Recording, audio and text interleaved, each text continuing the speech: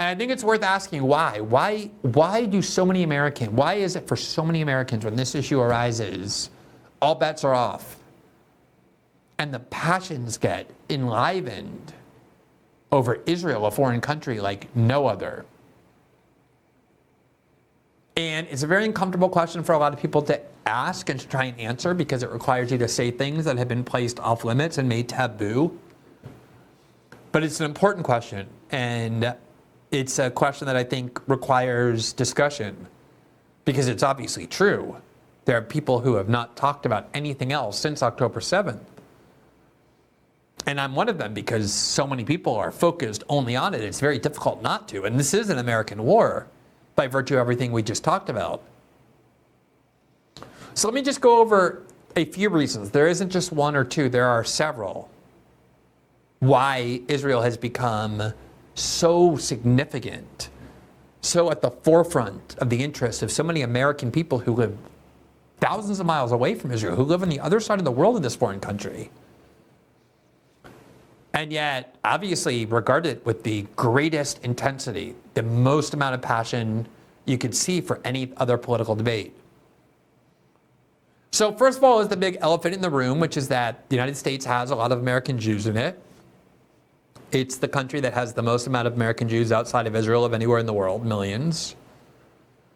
And as an American Jew myself, and somebody who had a very kind of standard upbringing, Jewish upbringing in the United States, everyone in my family is Jewish. My parents are Jewish. The three grandparents that I knew were Jewish. My fourth grandparent was too. He just died before I was born, so all four of my grandparents were Jewish. My grandmother was actually a refugee from Germany. She was a German Jew. She and her younger sister fled anti-Semitism under Hitler in Germany in the late 1930s and came to the United States as refugees. And the rest of her family who remained were all killed in the Holocaust. My grandmother had a thick German accent until the day she died. I was very close to her. And so I was inculcated with all the same things that American Jews, almost all American Jews that I know, and I think American Jews in general, are inculcated with from birth. Which is the idea that Israel is so important, that it's your duty to love Israel, it's your duty to be devoted to Israel, it's your duty to be committed to Israel. And then as you get older, everything you do, going to synagogue, getting bar mitzvahed, Israel pays for American Jews to go to Israel for free. And when you get there, they give you this big propaganda campaign, very well planned, about why Israel is so important to you. They drum it into your head. And everyone you're surrounded by, who you love, constantly tells you that Israel is so important. Every one of my friends who's Jewish, which is most of them my lifelong friends, starting on October 7th, even ones who have been politically indifferent when it comes to Israel or even kind of critical of Israel, got very radicalized very quickly overnight and said, no, we need to support Israel as a result of this Hamas attack. And obviously there are a lot of American Jews. American Jews are one of the highest earning groups in the United States. There are a lot of powerful American Jews. You've seen a lot of billionaires who are big supporters and donors to American colleges withdraw their funding and say, we're not donating anymore to you because you're insufficiently supportive of Israel, because you allow too much pro-Palestinian activity on your campus. Obviously, there are a lot of American Jews in high positions of politics. American Jews are a very secure and powerful group in the United States. And that's part of it. American Jews are conditioned since childhood to love Israel. I asked Batya Unger-Sargon when she was on my show, because I know how she grew up. I grew up like her. Everyone I know who's Jewish grew up this way. I said, I know you were taught since birth to feel so passionate for Israel. Do you ever wonder, is the reason I think this about Israel, that I'm so supportive of Israel as an adult, is that because you've been told to, indoctrinated and inculcated with these ideas since childhood? And she said it's an interesting question, but she's very supportive of Israel, and I think that's one reason. Another reason is that there is a huge evangelical population in the United States who, this is a very recent phenomenon, have come to believe that it's vital to their religious beliefs for Israel to be united and strong, not just in what's considered Israel proper, under international law, which are the post-1967 borders.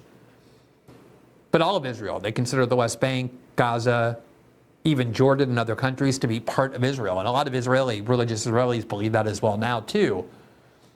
So in addition to American Jews, you have a lot of evangelicals whose pastors teach them that their duty is to support Israel, that Israel is a blessed nation biblically. And they don't really love Jews, but they do believe that Israel needs to be fully supported. We've shown you some interviews that Lee Fong and others have conducted with evangelical members of Congress who explicitly say, I believe Israel and the United States are the two blessed countries, and that's why we need to stand with Israel for religious reasons. And they're a big population, obviously a bigger population than American Jews.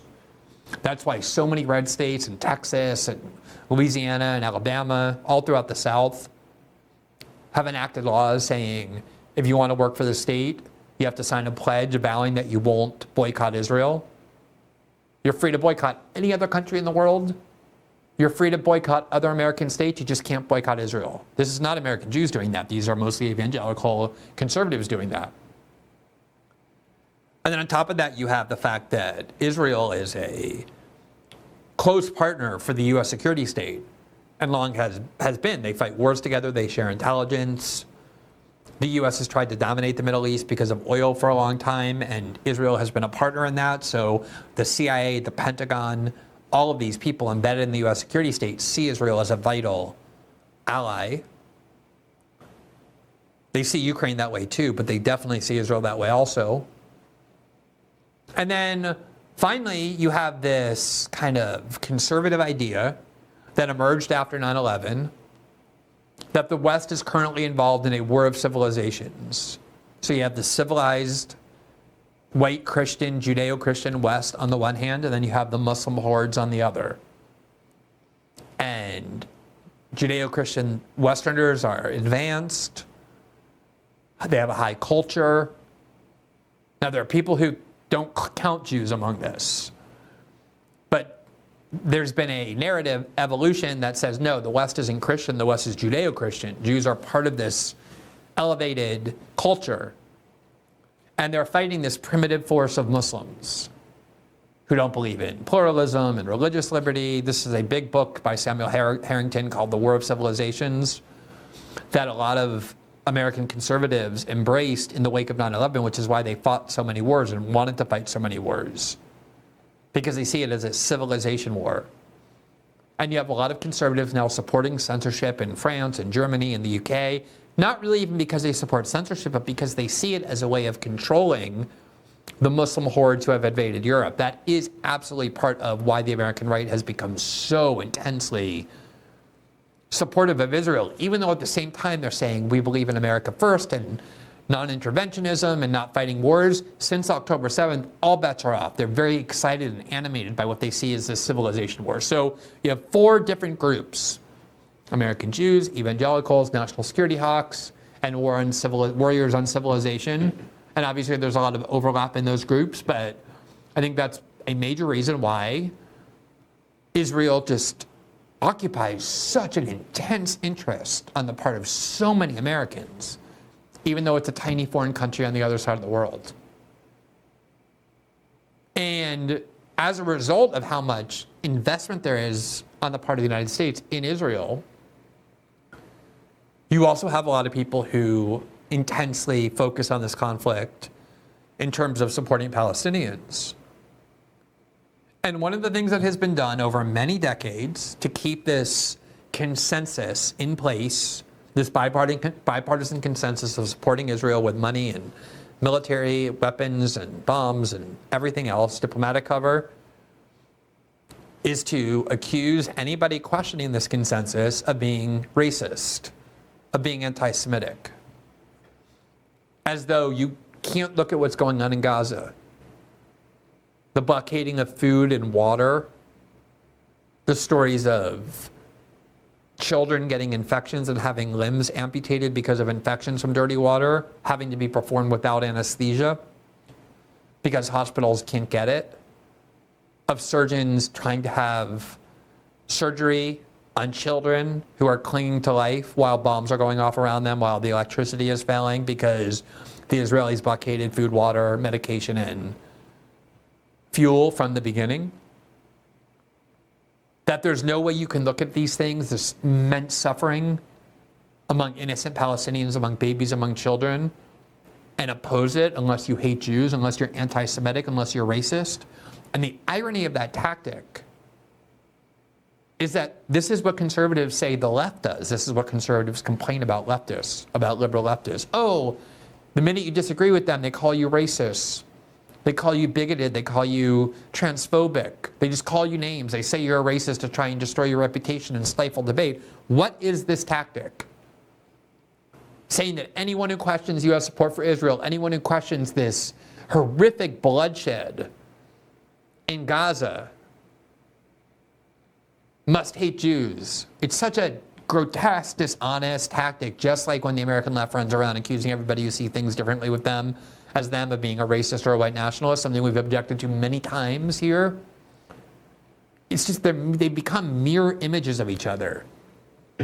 From support for censorship to support for cancel culture to support for victimhood narratives that we've covered many times over the last several weeks, but also this tactic of branding all of their opponents racist and anti-Semites. Thanks for watching this clip from System Update, our live show that airs every Monday through Friday at 7 p.m. Eastern exclusively on Rumble. You can catch the full nightly shows live or view the backlog of episodes for free on our Rumble page. You can also find full episodes the morning after they air across all major podcasting platforms, including Spotify and Apple. All the information you need is linked below. We hope to see you there.